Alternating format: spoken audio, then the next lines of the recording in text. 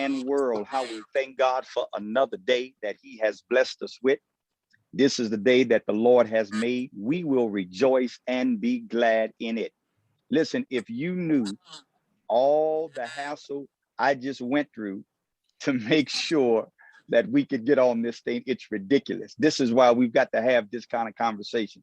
I am joined today by two men that are very dear to my heart, my son, Jonathan Woods, and my nephew, Joshua Matt Clark. I'm going to have them quickly introduce themselves and give you, I introduced them, give you a little bit more detail about where they are in life, where they're living, what's going on. And then we're going to get into some questions that I think those of us who are seasoned in the Lord, those of us who've been walking with the Lord a long time, who represent in the eyes of a lot of our millennials, the church, I think this is a conversation that's going to help both the old school and the new school, if I could say that. Before we do that, let me offer a word of prayer. Father, we're grateful to you for this opportunity. And we pray to God that in spite of the glitches and all of the things that happens when you're dealing with technology, that the message will be heard and that people would be helped. We thank you, dear God, for new ways to share your word. In Jesus' name, amen. All right, we'll start with you, Jonathan. Tell us a little bit about yourself, man. What's going on in your world? What's going on? I'm 23 years old here in Los Angeles, California.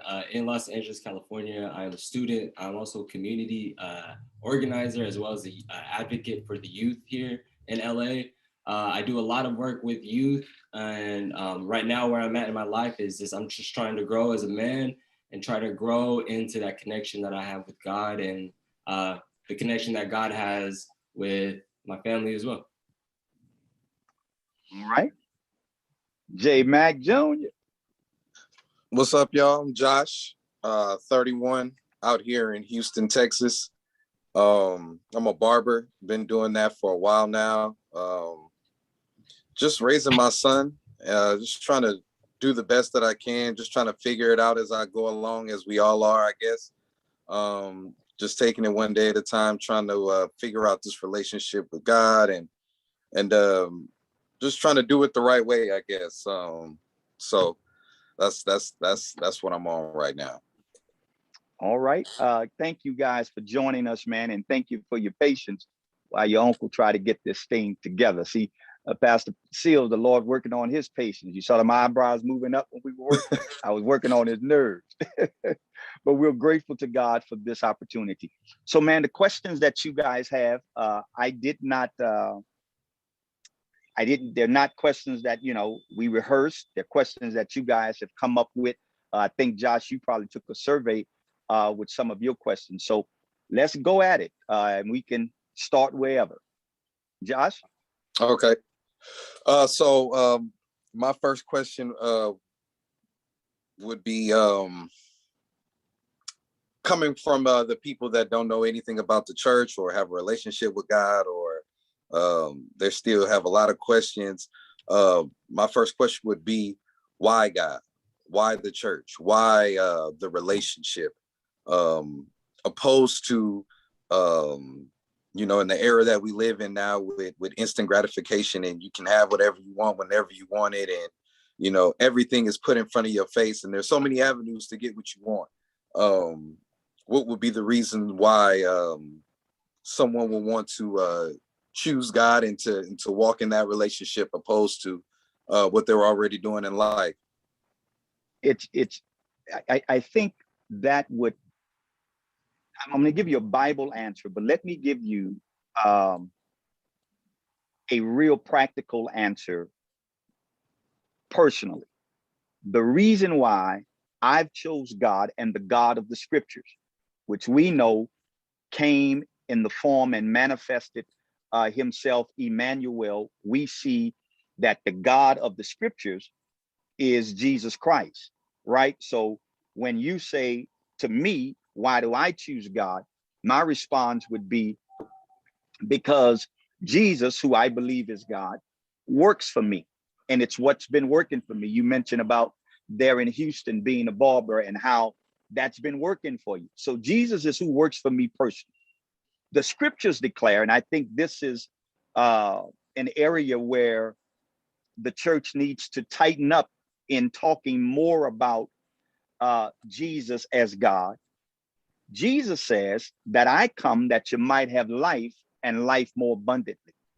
Now that life there is not only quantity, eternal life, but it's also quality.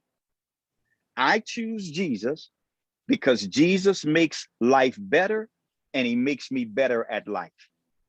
And I don't think there's anything that the world can offer that can make life as better as Jesus can. So that's why I choose Jesus, because he makes life better and he makes me better at life. And that's just not, I was thinking about this today, and I think I'm gonna work on a message that Jesus is good for earth too. Because most times when we think about Jesus, we're just thinking about heaven. No, no, no.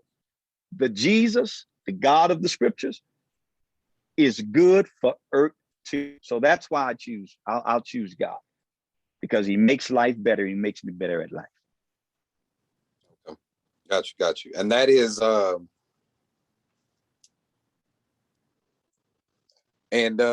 I don't want to say it, but I mean, I guess you got to, because that's just what's so important, I guess, with people around my age, just young, is how do you separate that feeling or that peace from the tangibles, from money, from fame, from, you know, women, from, or for the women, for men, or, you know, those desires that you have. How was that separation from those things that can give us that quote unquote peaceful feeling, or that love? Well, I think that there are two things. First of all, when you start talking about stuff like fame and material things, I don't think a man needs a relationship with God for that. I think those things can be accomplished through hard work and commitment. But I think the question or the issue or the challenge is getting all of that stuff, and yet on the inside, there's no peace. You've got all of this stuff, you've got the fame. How many times we see cats who got the fame and the fortune, but yet they're destroying their lives, right? So this relationship with God offers every human being an opportunity to live life to its fullest. Now, that does not include, that don't mean everybody is going to get rich. That doesn't mean everybody's going to have fame. Some of the wealthiest people are people, or some of the wealthiest people that I know are not wealthy in a sense of material gain, but they're wealthy in knowledge. They're wealthy in peace. They're wealthy in character, right? So when you talk about how do you separate the two, I think you can have stuff and not Jesus, and life still not be good. But if you got Jesus and you get stuff, then you got a wonderful life, because with Jesus, he's going to help you how to manage that stuff and fix it in your mind, where you will have stuff and stuff won't have you. Got you. Jonathan? Yeah, so my question, obviously, like from my background as a community organizer, I think my question is more stemmed into just the overall view of not only church and religion, but America right now, and what we've been seeing going on with the Black Lives Matter movement and everything, even with COVID. And my question for you would be do you believe that the Black church is as progressive as our Black communities and our Black history? I would have to say, unfortunately, we're not. The Black Lives Matter movement was spearheaded for the first time in as it relates to social justice, and the church didn't take the lead on that. And I don't think that's a bad thing. I think the church was and could have been more involved in it, but progressively, no. And I think because one of the challenges we have to overcome in the church, and that is that our commission is to make disciples of Jesus Christ, not of ourselves. What do you mean by that, Bishop Clark? We are not as strong as we should be in social justice because there are a lot of times we want everybody to agree with everything we stand for. And the truth of the matter is, there are some people who want social justice, as you said, Josh, may not want God, may not want Jesus. Well, if I have Jesus, I'm not going to not work with you because you don't want Jesus. I want to work with you in such a way where you see how attractive having Jesus is and then give him a try. But I think the problem with the church is that, let me say it this way. We have to realize that being different does not mean we're distant. And a lot of times we are not as progressive with social justice matters because we have decided, because there's a difference in belief, then now we're going to stay away. And that's not Jesus. Always was around people who didn't like him. There were a set of people, Pharisees and scribes, who couldn't stand him, but he didn't avoid them. He dealt with them.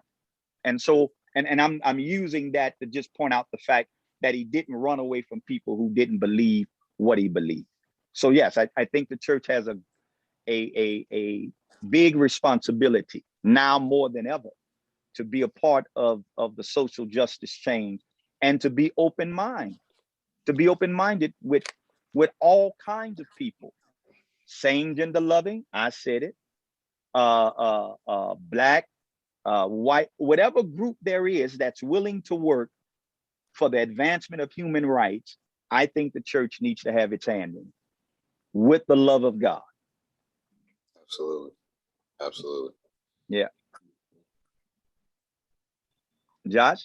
Man, my next question, I'm gonna just go ahead and dive straight into it. So we have an issue now with information being so quick, right? And you can just get on the internet and Google anything and just find out the whole history about it. So within these past few years, people have been getting more knowledge on, relationship and religion and how that things work. And there are some people, when doing the research on Christianity, and there's information that it traces back to slavery, and how slave masters use the Bible, use Bible verses, to not only mentally abuse the slaves, but physically. And that whole controlling aspect of Christianity and the Bible. My question would be, how do you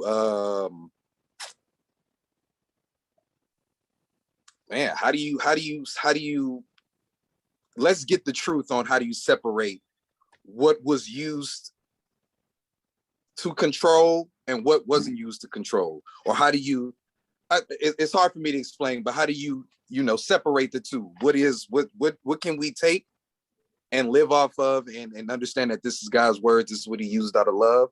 Was that just a manipulation tactic? How did that work? And how do we get to the core essence of what the relationship is, or the religion is, or Josh, so let's, first of all, let me commend you for asking the question. And I want you and Jonathan, man, this is what we want. I want to keep it real. So no question is not right? Okay. They say the only question you shouldn't, the only wrong question is the question that wasn't asked. Right. So let me commend you, first of all, on that question. And then let me say, I like the fact that you said, how do we separate it? Because what you have when you talk about Christianity and you talk about the Bible in the hands of capitalists, in the hands of those who sought to use it for their own gain, is no different than putting some expensive clippers in the hands of a fellow who don't know how to cut. He's bound to mess something up. But it doesn't mean there's anything wrong with the clippers. It's just the problem is with the person whose hand the clippers are in. So when you talk about Jesus Christ and you talk about the scriptures, And you're going to constantly hear me refer to Jesus because I think Jesus has gotten a bad rap. And those who, I was preaching the other day and I said something that created a little controversy, but it was so true. And that is, we've talked a whole lot about the Bible, but folks say very little about Jesus. When you look at the life of Jesus, nephew, you'll discover love is always doing what's best for someone else. And the truth of the matter is, there is no problem, there is no challenge that when love is at the center of it cannot be overcome. So when I talk about, when you say separating the truth, I think the issue is love. Love is a determining factor whether or not you've got the right Christianity. I'm gonna say it again. Love is the determining factor of whether or not you've got the right Christianity. Now watch this. Any religion that does not teach us how to live well with one another is a religion that cannot have at its core Jesus Christ, because Jesus is all about, and I'm going back to this is my pet phrase, making life better and making us better at life. So when you've got a fella who's saying, well, man, a white man used this and a white man used that, and white man, hey, I'm not saying that Jesus, or rather scriptures have not been taken out of context, and scriptures haven't been misused to abuse people and all of those things. What I'm saying is that's not Jesus, and that's not what Jesus taught. That's not how Jesus lived. In fact, about it, I think we'll do better by interpreting the whole Bible through the lenses of Jesus. But when I'm looking at the Old Testament apart from what Jesus taught, I'm gonna get that kind of foolishness that you're talking about. And you know as well as I know, it don't take much for somebody to take something that's right and twist it and use it for their good. But the core, how do I separate it? I separate it because I'm looking at the teachings of Jesus that produces love, that produces a better life with mankind. And it's unfortunately that hasn't been the Jesus that's been taught.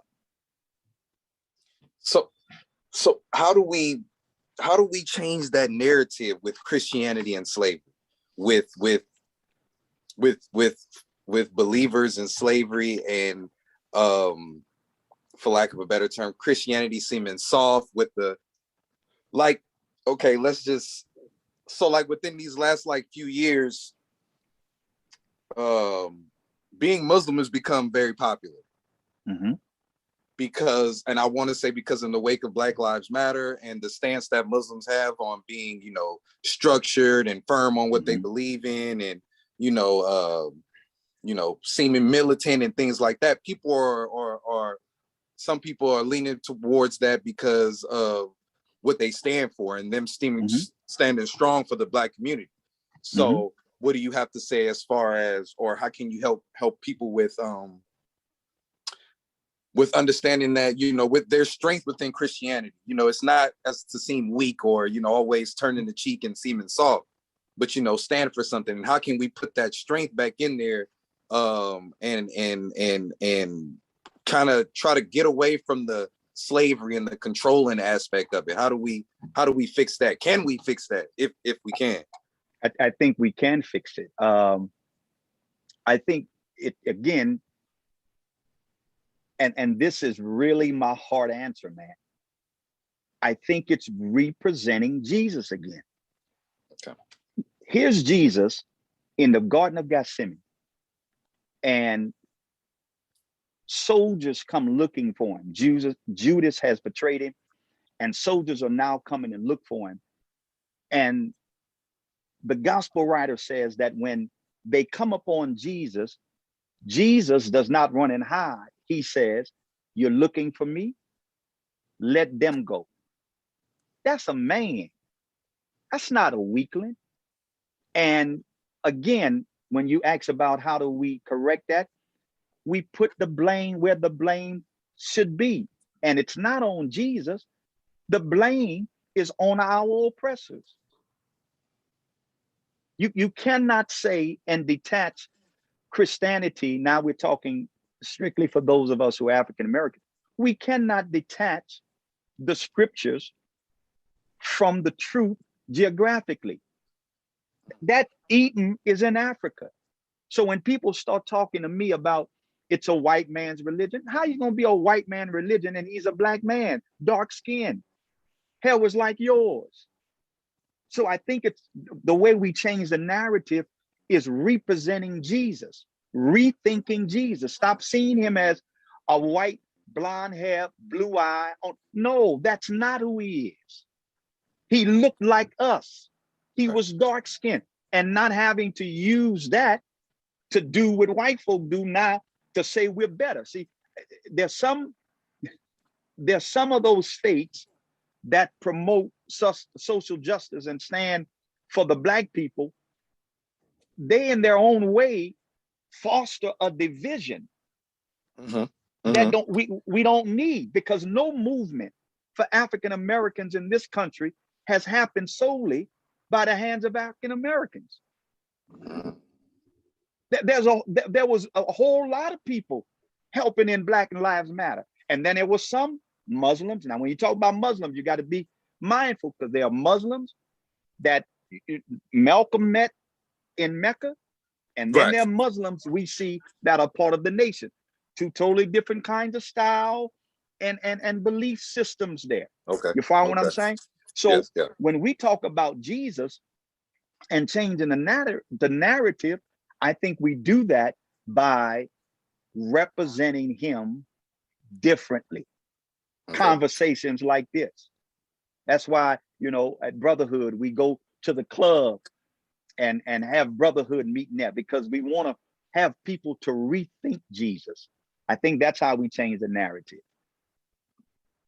Awesome. Thank you. And I would actually like to also touch on, because it will lead me into another question, but something that I obviously like I said, I have extreme just value for social justice work and community organizing. And I mean, I'm also a very big history buff, and something I've been learning about more in depth is the Black church and the history behind the Black church. And something I was reading today from, I think it was the Harvard Gazette, was that the Black church in itself, the creation of Black people gathering and worshiping God, was a revolutionary tactic at the time. In I think it was 1787 in Philadelphia, is when a congregation of the first ever Black community coming together and talk about church was something that was a social justice stance, as we see as a protest now, was even a lot more bigger back then. And slavery, I think, like you said, that Bible was a way for white colonizers to kind of come over to other places and say, hey, you guys have to follow this Bible because this is what we know is true. But I feel like my dad, he said it pretty well, how we can't detach, we're so caught up in this thought that, Jesus is this oppressor looking like male. Right. This is white male who came over, who is deemed to be the hero.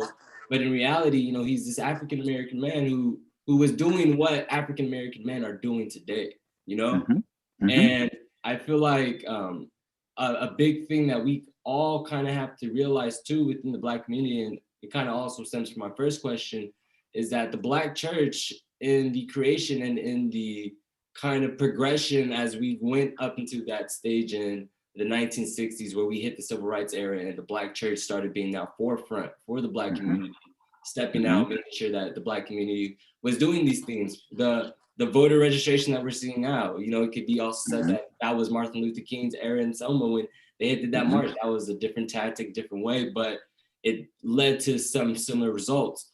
But I would say that the Black church in itself, I feel like when we look at churching and religion and in a whole, I always associate the Black church with being something not only religious and spiritual, but being something about the community. As in, when you go to a Black church, you're part of a community of people who have been oppressed together in the same social setting. And as they come, for other people, I wouldn't say for all, but for other demographics of people, when they go to church, they're there to repent their sins. They're there to, you know, free their consciousness. But as Black people, when we heal, it's normal that we go into these spaces and we feel like we're healing by ourselves. But that healing that we do internally in church, I feel like represents a bigger heal as we heal as a community. Like I was just talking to my girlfriend. Like I remember as a kid, never really understanding, oh, why would I have to wake up at like 8 o'clock in the morning to go to church, put on my Sunday best and everything. But just knowing that as I walked out, that feeling of being like, you know, I don't know what it is that was being said, but I just felt closer to the person. Maybe it was when you're standing up next to your neighbor and you're saying like, neighbor, you're gonna be good, and you're getting that hug throughout the days. Like I've gone to plenty of churches in my time, and I can say that only in Black churches is where you get a place where it's a full healing circle, where you're healing with each other and not so much healing by yourself. And I think, Jonathan, and let me say something, because you've said something several times, both you and Josh, and I want to be clear. And I think it goes, Josh, to what you were saying in terms of us, how do we change that narrative? I think we have to first understand and be very clear with our terminology. Jesus does not offer a religion. In fact about it, he comes to destroy religion or to do away with religion. He offers a relationship. And what you just talked about, Jonathan, in the context of the Black church, is solely the evidence and the fruit of relationship. When there is relationship, see, religion is a set of rules you follow. Religion is rituals that you practice so that you can satisfy your conscience. But a relationship is what you grow in. You just mentioned your girlfriend and Josh, you with your son. Both of you all have relationships with these individuals, which means you take the good and the bad, which means you grow with them, which means you learn more about each other, right? Because that's a relationship.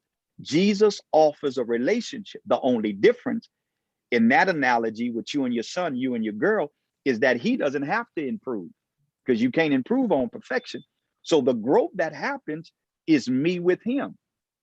The more I grow, the more I understand. And that growth is not a life of perfection.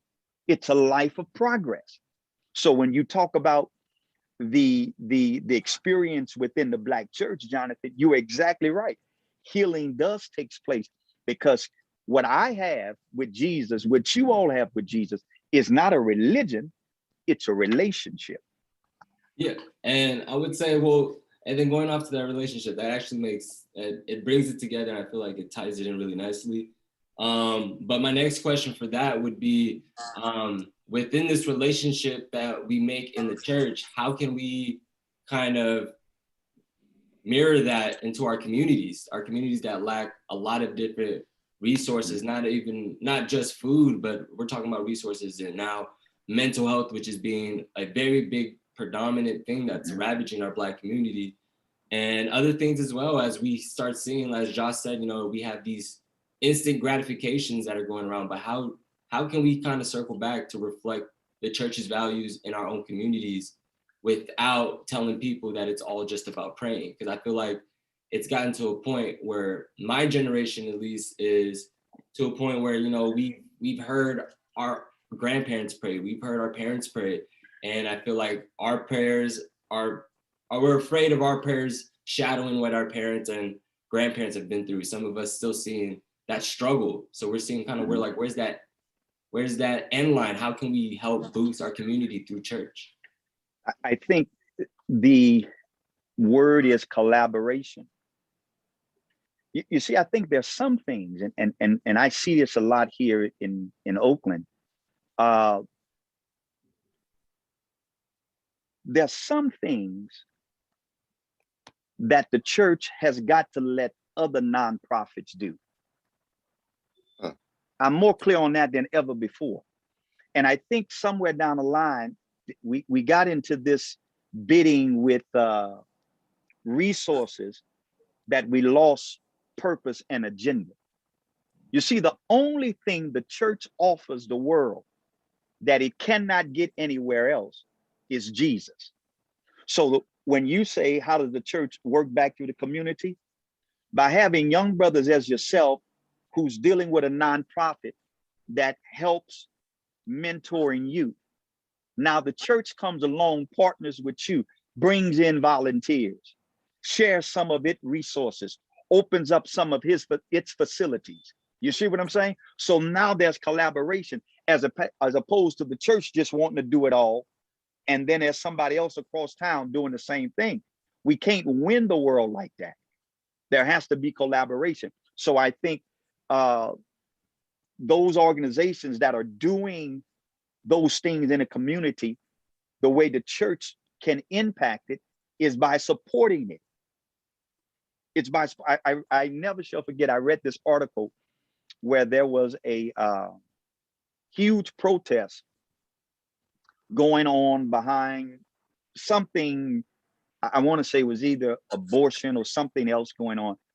And there was a church that showed up in the midst of the protest, and there were people who were protesting for this. And it was something that the church normally would not be bothered with or would have shunned. But this church showed up and was giving those who were opposing what they believed, giving them water, making sure that they had what they had. Now, these protesters are going against what the church stands for, but it didn't stop the church from loving. I used that story, or tried to paint that picture to bring out the point that there has to be collaboration. That's the role the church plays in this season. We have to partner with those nonprofits and say, hey, we are here for support. When that begins to happen, I think we're going to see a huge change.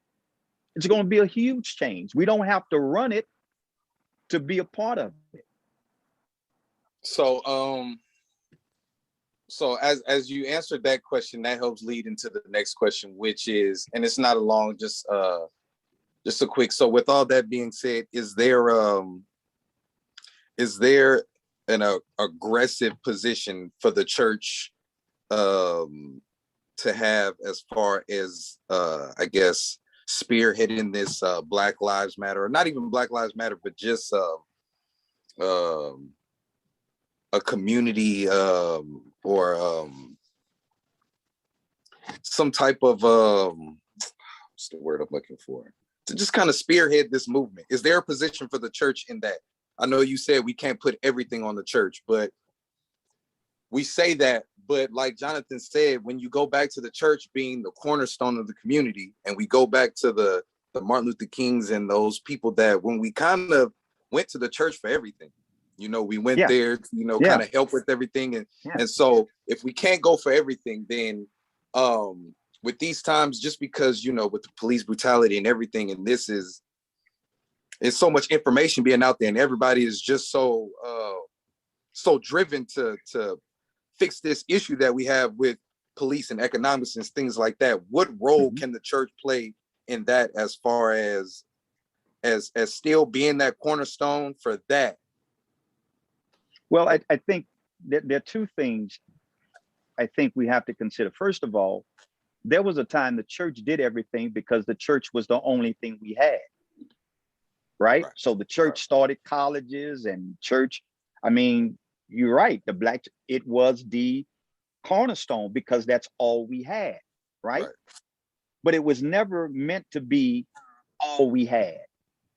So from that, we did different things. So out of the church, civil rights movement and all of those things. So the church, I think, still gives its support and becomes a foundation in the sense of its gathering and connecting and bringing us together, not just as a Black people, but as a community, right?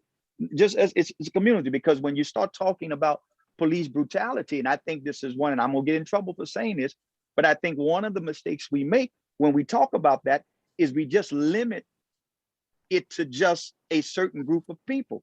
But police brutality, Hispanics are dealing with that, right? So it's a serious issue.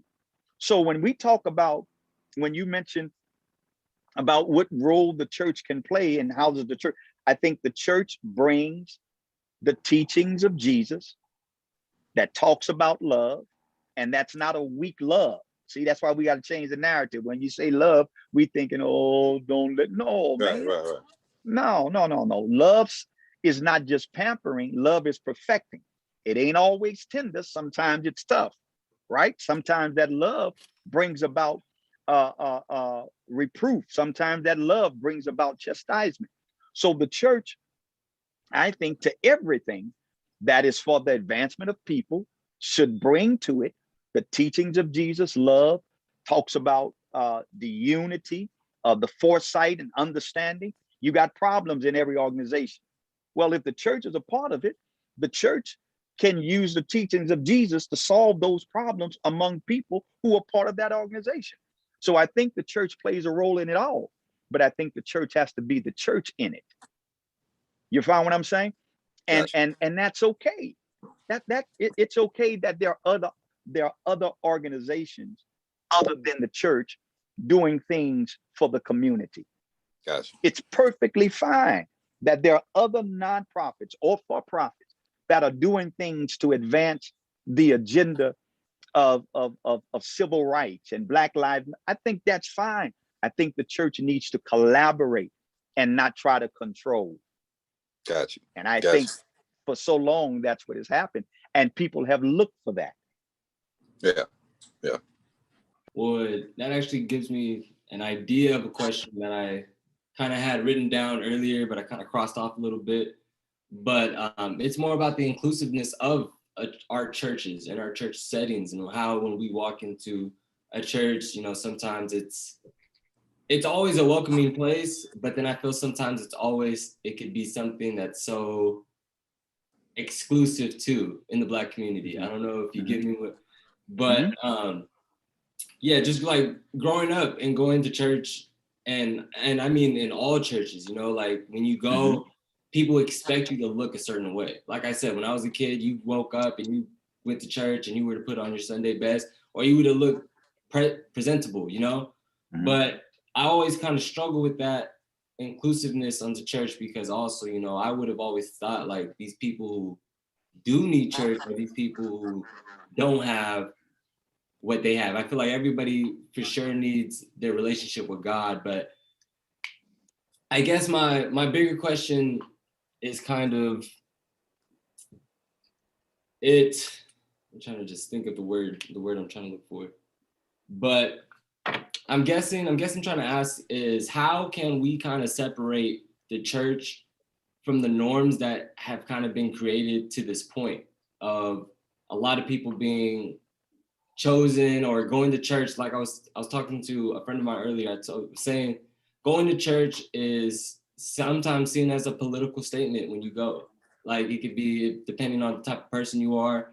And a lot of people would say, beg to differ, but I would also say, in this country alone, we've also made the Black Lives Matter movement a political statement, So I'm guessing, I'm trying to say is, how can we expose our Black churches and expose our relationship with God to be more inclusive towards everybody else, not only people who align our spirituality with ours, but people who choose not to align our spirituality or their spirituality with ours? Or how can we, just in that aspect, I feel like same thing with information. There's so much information going on around that, minds change, opinions change so often that people just feel so defensive about what they think that when anybody tries to challenge it, you're always somebody's just like, now you're attacking me. But how can we create a church, I guess a church setting where it's a more inclusive place where you can come in without judgment? And I feel like that's more with a community base, because I know God doesn't really pass judgment onto those that seek out relationship with him. But I feel like it's also part of the community thing, if you get what I'm trying to say. Yeah. No, I think you're right. I think, again, when you view Jesus as one who offers relationship, then anything that is taught or practiced that is not inclusive of everybody cannot fall under the teachings of Jesus Christ. For God so loved the world the world. That's inclusive. Love your neighbor as you love yourself. That's inclusive. So I think when we are literally and intentionally living out the teachings of Christ, I think it's going to answer all of those problems. And I say that, and here's the crazy part about it, nephew. Here's the crazy part about it, son.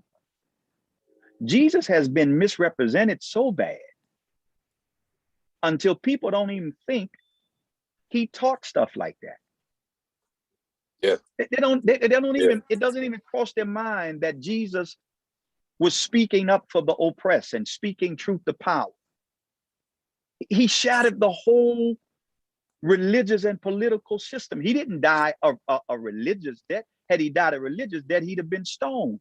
He was crucified. That's a political death. He died in execution. That's the Jesus of scriptures, who was for social justice, who stood up, but he's not presented that way. And he's not presented that way because to be presented that way is going to force us, Jonathan, to go outside of our comfort zone. It's going to force us to see the good in people and not the bad. It's going to force us to not just point a finger, but lend a hand. And a lot of times we don't want the responsibility that comes with a relationship with Jesus Christ. That's why I wanted us to have this conversation.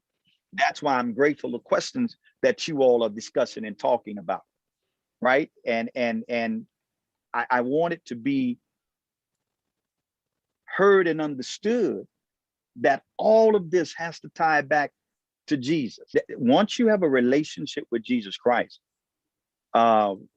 and you follow his teaching, then it's going to cause you to be inclusive. It's going to cause you to want to embrace people when you follow the teachings of Jesus Christ. Listen, here we are. I'm on my back porch. It's dark. Jonathan, you are there in Los Angeles. Josh, you're there in Houston. And we're having a conversation that Shields will edit and all of that, and we'll air it Sunday, talking about this issue. Literally, what I'm sensing based on your questions is, how is Jesus relevant in this day and time? And I'm suggesting that he is more relevant now than ever before. But the problem is, folk ain't been talking about him right. So now there are people who don't want to mess with Jesus because they didn't heard folk who said they know Jesus talk wrong about Jesus. But I think conversations like this get things started. I think conversation like this puts things in the perspective that they need to be so that we can move forward. And church as we know it changed. We're doing church different now. We're doing church different right now. This is Sunday morning. We recorded this Tuesday night. We're doing church different right now because Jesus is as relevant today as he's ever been, perhaps even more. This is helping out a lot because, working in a barbershop, man, and I'm sure y'all know, man, y'all been in a barbershop before. I'm talking about you just get off the wall questions. And when you go back to talking about the information, I mean, literally, somebody will ask you a question and you can go on Google and look up anything you want to know about that question, and you can get years and years and years of research. So yeah, when you get to talking about like just the church and God, and when I can go on the internet and I can look up any information I want about God, and then keep in mind, we're talking about people that are all over their place with thinking. I'm talking about, so it's people are impressionable and they take information in, and so they come in the barbershop and they hit you with all these facts and da da da da da da da. And so it's good that we are having these conversations because people need a clear-cut understanding of what God is, what the church is offering to people, and what this relationship about God, what is it really all about? Because truth be told, I think sometimes from believers, with this information, it can kind of get distorted because, like, let's just say me, case in point, if I'm in the barbershop and I'm speaking from faith, now you hit me with a whole bunch of facts in the back of my mind. When I go home, I'm gonna be like, man, you know what? 1 + 1 is 2. Now, watch this, nephew. I am. No, finish your thought, because I got a response for that. I'm just excited I get to say it in this context. Yeah. So it's when you get that information, you get all these facts, and you like, okay, man, that is true, and that did happen, and this did happen, and you know, like I was reading something today, man, and it was like,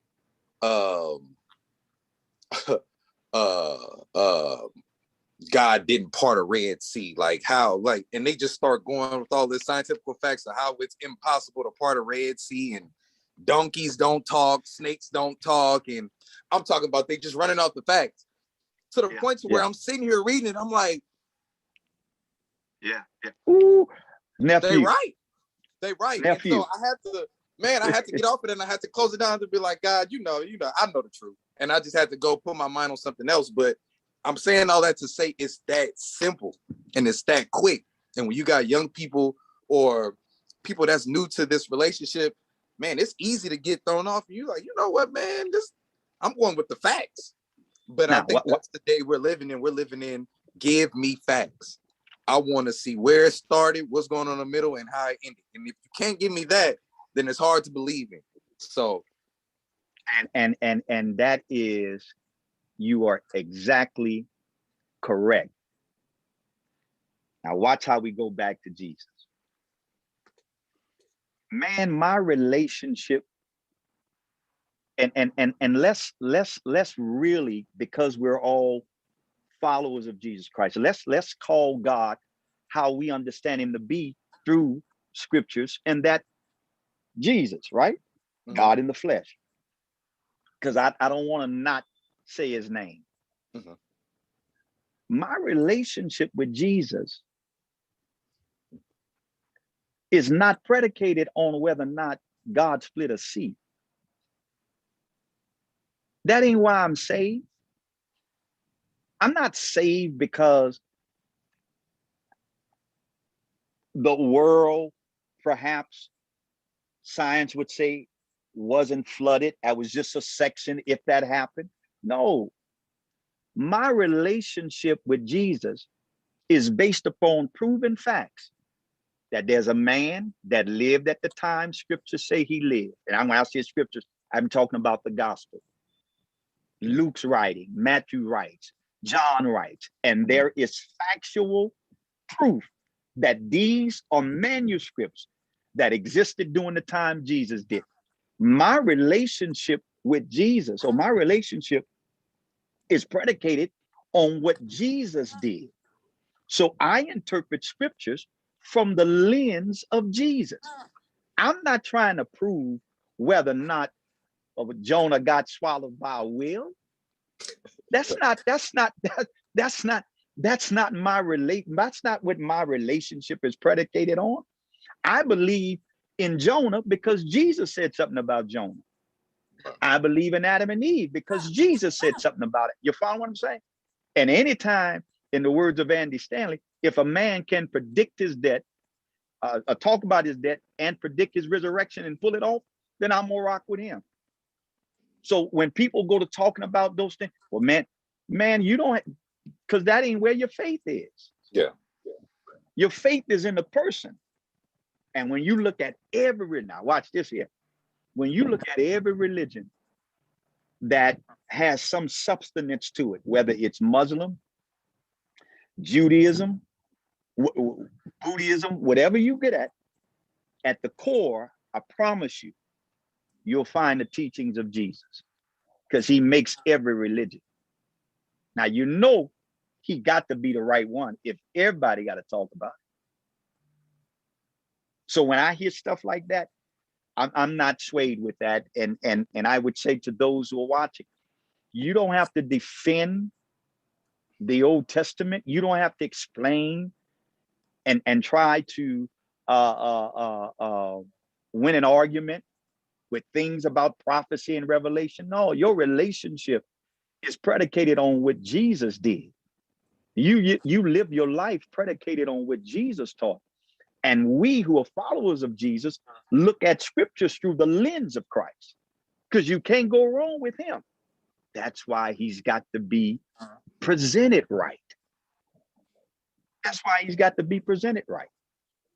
You know, if people say, well, man wrote the Bible, which I think is a really foolish argument, because anything you read, somebody wrote it. Yeah. Yeah. You find what I'm saying? And all of those facts that come up across the internet, there's a level of faith that has to believe that, because you wasn't there when that happened.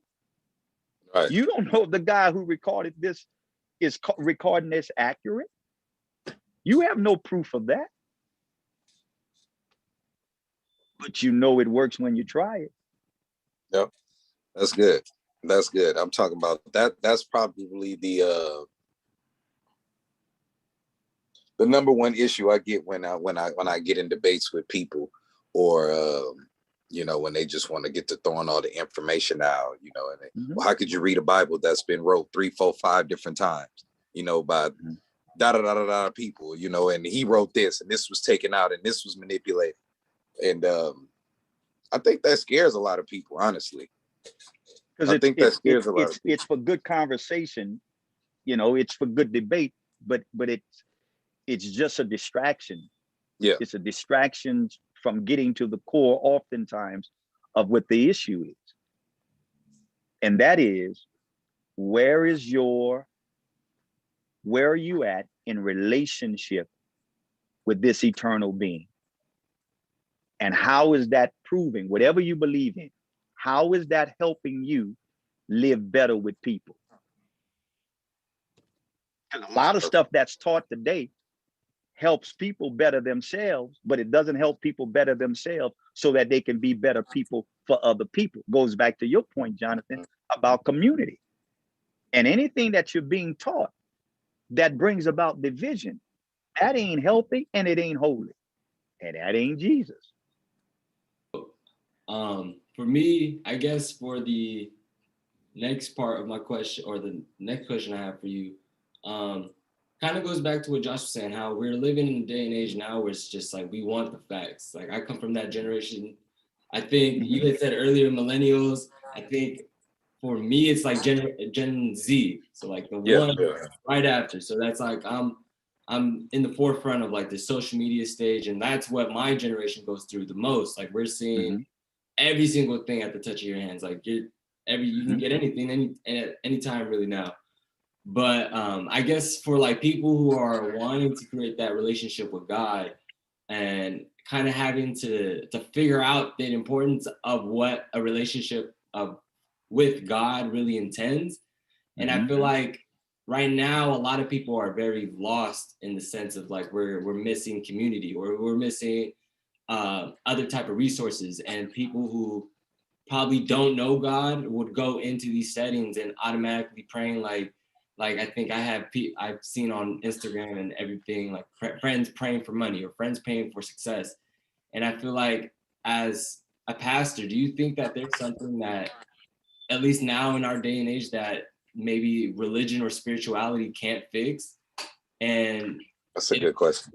Yeah, and if there is something, like how do you as a pastor, how do you portray that to your people who come in and worship with you? Like how do you talk about that? How do you let people know, like like there's some issues, and I would say nowadays, like my issues with driving, like I tell kids that I work with, like sometimes it's anxiety for me to get into a car and drive somewhere. So how can God help me with that? Or how can I help myself with that? Or how can I differentiate what God can help me out with and what I kind of have to go on my own? Well, where there's relationship, there's responsibility. And I'm intentionally constantly coming back to Jesus. I'm doing that on purpose. I'm doing that on purpose because I think he's the answer. And I'm not just saying that to be cliches. I really am. That when he's presented right, he's irresistible and he changes our lives. You made mention about three things. You named money, you named anxiety, and then I think the third one you mentioned was success, something along those lines. How can the church help with that? Wherever there's a relationship, there's responsibility. I think the problem the church has is that we've taken it upon ourselves to teach stuff apart from the teachings of Christ. So you got this health and wealth, prosperity kind of preaching where people are taught that if you just give all of this money, then you're going to get all that money. And at the end of the day, the only person who got the money was the person who was asking for it. What I'd like to do in my approach when I'm dealing with people who have those kind of concerns, I like to be honest and straight with them. Let's take money. People who have money are people who make it and manage it, whether lost or not, whether saved or unsaved. People who have money are people who make money and who manage money, not just people who make it, because you can make it, but not Right. manage it, right? So I look for teachings from Christ throughout scriptures that deal with how we should manage money, would deal with ways in which money can be used and not abused. That's a way I would do that. And that's found, guess where? In the teachings of Jesus Christ. Where man's treasury is, that where his heart will be. Give, and it shall be given unto you. What man goeth to build a house, but doesn't count the cost? All of those are things found right in the teachings of Jesus that we don't look for because, again, Josh, we've got the wrong narrative. Anxiety. Bible talks about praying, meditation. And when that's another word. When Christians hear meditation, they think something, crazy and off of the Richter. Not so at all. The Bible talks about meditation. Those kind of things can help with anxiety. When we talk about, I think you said success, putting in work, discipline, people who set their goals and strategize and walk in discipline can achieve a level of success. All of those are things that the scriptures teach that if they are taught in their context and right, can help people with those things. That's good. That's good. Yeah. I want to throw that in there real quick. Well, since we're talking about that was a good point, Jonathan, that you made up about, like, is there an area that prayer like can't reach to, like can't fix? And I think that's big for I mean, of course, you working with the youth, I'm pretty sure you come into it a lot where, I mean, bro, you just got kids who just, I'm talking about one parent in the household, trying to figure out where the meal gonna come from, they wearing the same clothes, they getting teased. And it's kind of like, you can't just tell this little boy, keep praying.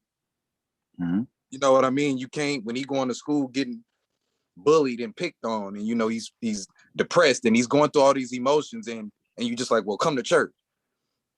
And so with these kids, it's kind of like, what are you doing to help me with my current situation now? I gotta go home and make my own dinner because my mama's strung out. Certain just situations like that where, what do you tell a kid like that? What do you tell a father who can't find a job? And he got 2-3 kids that he trying to make it work for, and he trying to do his best, and they keep telling him no.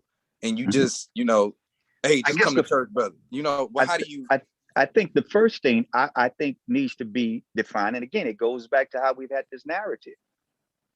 A relationship, and that's what I'm talking about. Religion would have you think prayer is a magic wand.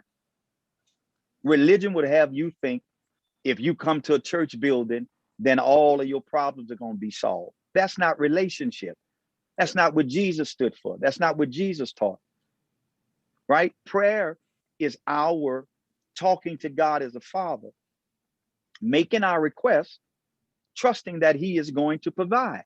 That doesn't mean I don't work. It doesn't mean that after I say amen, I ain't got some actions I have to do. I'm praying and asking God for a job. I got to get up and go look for one, right? When it comes down, you're talking about the kid who's got to fix his meal. And I could tell that was a nice preacher run too you had going.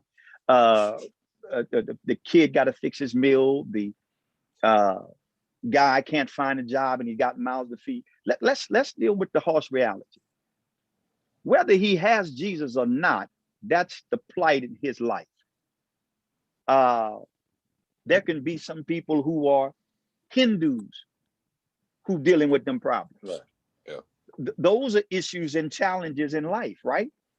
Religion would say, just come to church, pray, and it's going. No, but a relationship, as Jesus modeled and teaches it, means that there's some place of responsibility. So I would say to that brother, who everywhere he's went and they've turned him down, I would want to talk to him to see what skills he has, to see what talents he has, because maybe no from them means he has to say yes to his own self and start a business. And then I would come back and teach him from scriptures that in starting your business, there's a level of discipline that you're going to have to do and a level of sacrifice you're going to have to go through if you want this to work. All of that's taught through the teachings of Christ. I would say to that child who has to go home and fix meal, I would want to make sure that they have something to eat. I would want to connect with some child service, social services, to kind of get that child some help. That's all in relationship. No, religion ain't gonna do that. And a lot of times what people are talking about, nephew, what people are talking about, son, is religion. But Christ didn't come to give a religion. He came to offer relationship. And relationships means that there's some work involved. You see, Dr. King said, for you to pray and for you to pray to God and think you do nothing is not faith, but superstition. Faith without works is dead. So if I'm believing this, then my behavior is going to model that.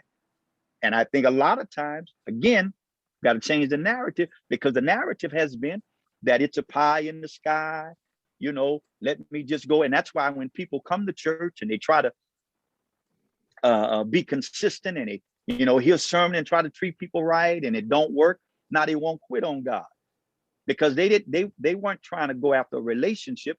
They were looking for an arrangement. Yeah. Right? They were looking for an arrangement. Truth of the matter is, man, you come to Jesus in this relationship and your credit is jacked up, it's a 450. Guess what it's going to be after you receive Jesus Christ? 450. The difference is now you've got somebody who can help you. You've got somebody who's with you and in you, that works on your mind so your mind can think right when you're going through those seasons. So the brother who doesn't have a job without Jesus and the brother who doesn't have a job with Jesus, the brother with Jesus got a better chance of making it. Why? Because he's got somebody to help him with his mind.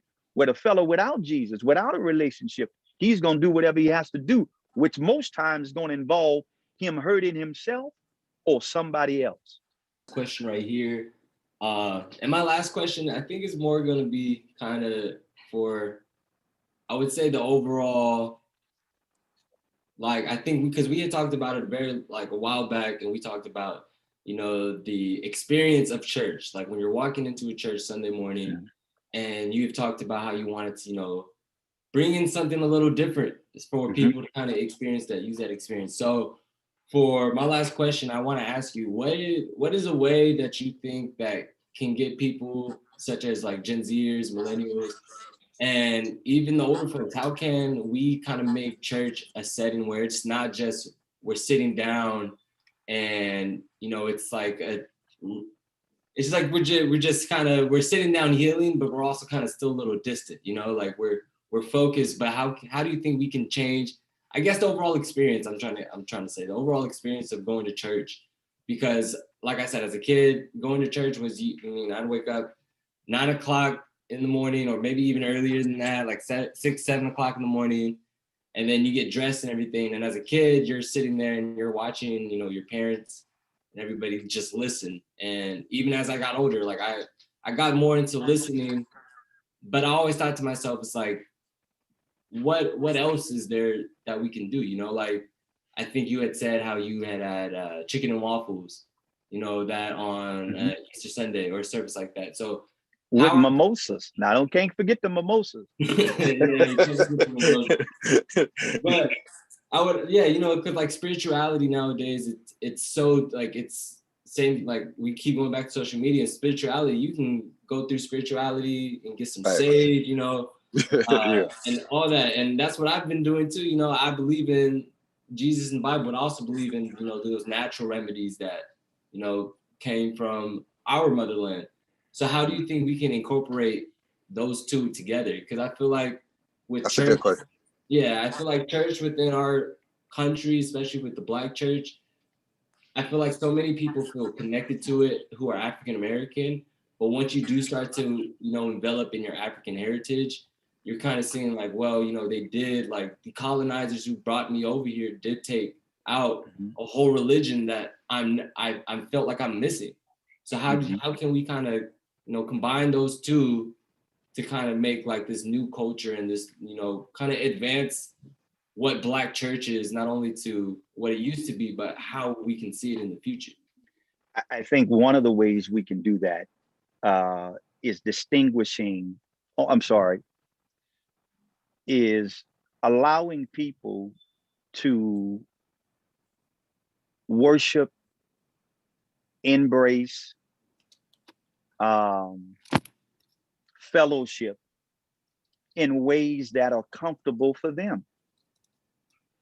One of the things I'm learning to appreciate more and more about Jesus and his teachings is that Jesus works everywhere. He works everywhere.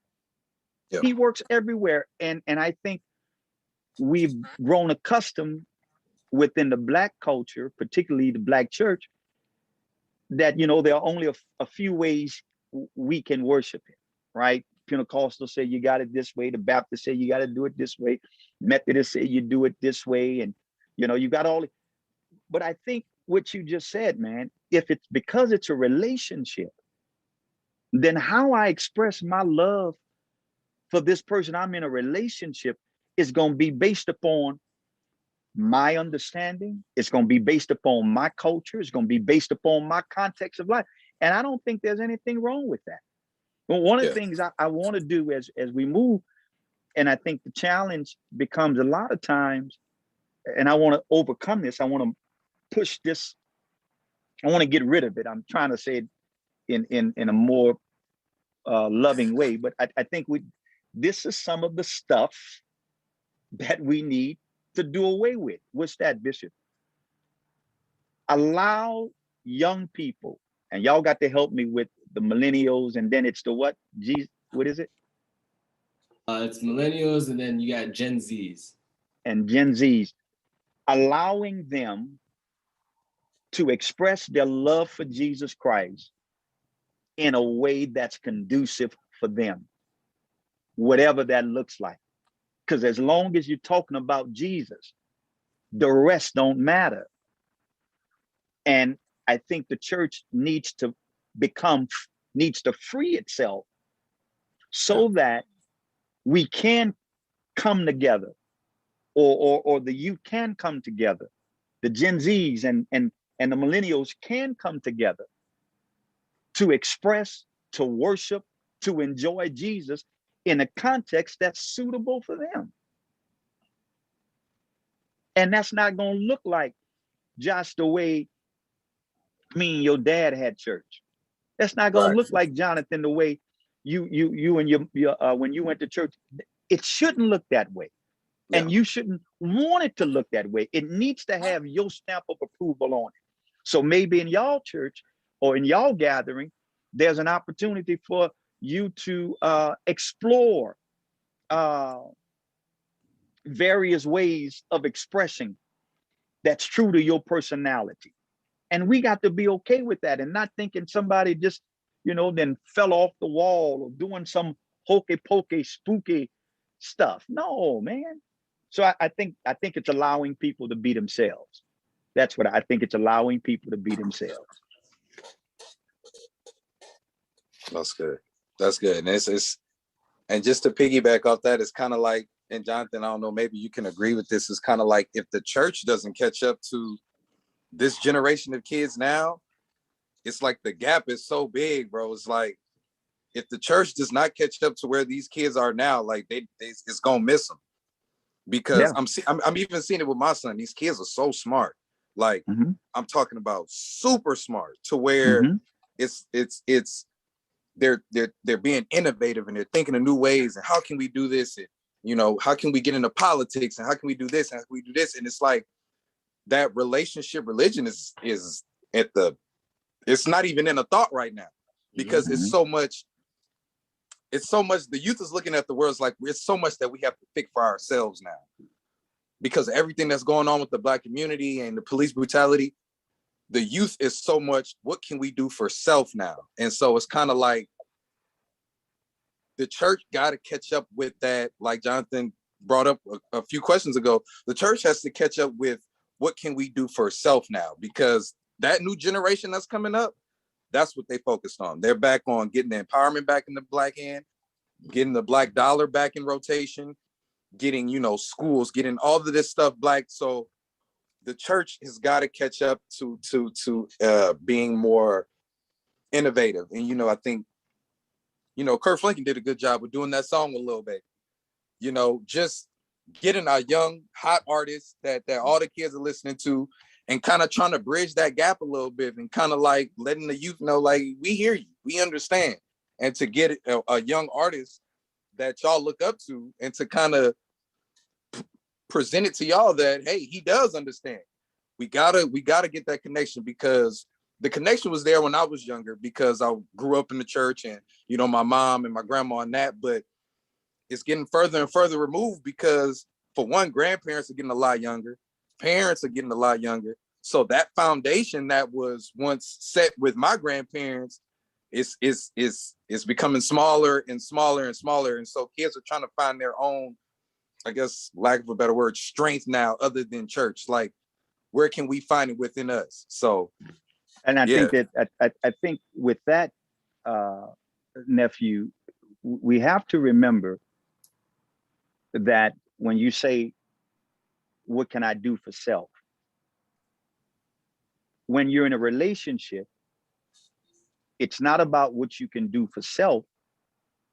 It's about what you can do for us. Right. It's just not you. There's an S on the end when you're talking about relationship, right? Right. I think, and that may be, I think that's where the challenge is, because when you lose sight that it's just not about you, when you lose sight of that, then I don't care what you accomplish, eventually things get worse. Because selfishness, and when I say selfishness, I'm talking about when you are just trying to empower you and not empower community. When that happens, then destruction is inevitable. I think the way that we change it is by guys like yourselves who are growing in this relationship, who are learning more about the Jesus of scriptures, you guys communicating that in your language, in your world, based upon your own experiences with Jesus. What happened is that there was a disconnect and the generation stopped sharing the truth and we started sharing our tradition. We lost, in my opinion, young people because we stopped telling young people about Jesus, and we started pushing on young people our own preferences and our own traditions and our own ways. And if you didn't do it that way, then you were wrong. But whether it's technology, whether it's social media, I think all of those uh, um, All of those things should be used to, all of those tools, let me say it this way, all of those tools can be used to tell others about Jesus. Now, I've had my day and time when I would go through all of the debates and argue this person this and run through it. I realize, and Paul talks about this in one of his letters, it's useless. Man, I'm not trying to get you to understand nothing other than Jesus and what he taught. And I can bring that in any context. You and Jonathan, Josh, have the ability to take the message of Jesus and articulate it in a way that they would understand it. And sometimes that's going to use language that you won't hear in a Sunday school class normally. Yeah. Sometimes that's going to be in a setting that they're not going to, where it's not churchy. Wow, that was a great conversation. And we're going to do more of that. I just wanted to leave this thought with you. For those of us who are followers of Jesus Christ, we've got a relationship. We also have a responsibility. And that responsibility is to intentionally make sure our young people know Jesus. Our responsibility is to make sure our young people know Jesus. So let's not be concerned about how they look. Let's not be consumed with how they wear their hair and whether or not they've got tattoos or earrings or how even they choose to wear their pants. Let's get them to know Jesus. And some of the stuff that we are concerned about, if we get them to know Jesus, we may just see the change we've been praying for. If we've got a relationship with Jesus, then our responsibility is to make sure our children know Jesus. Not our church, but our Christ. I love y'all. Until next time, remember, you're alive, you're important, and by God's grace, you're changing. Peace. I believe in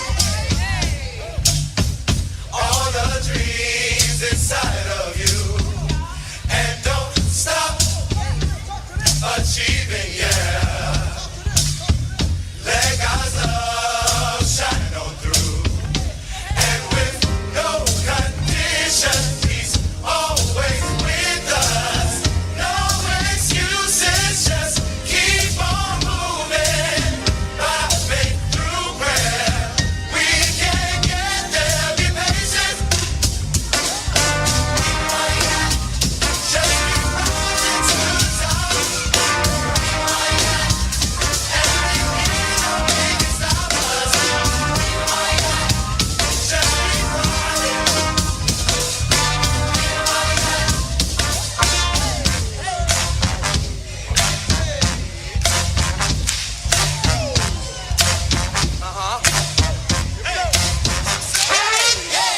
Keep on believing all the dreams inside of you.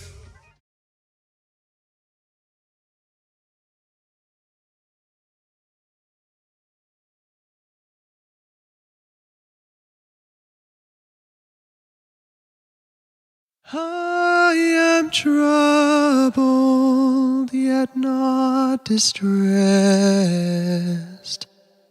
perplexed, but not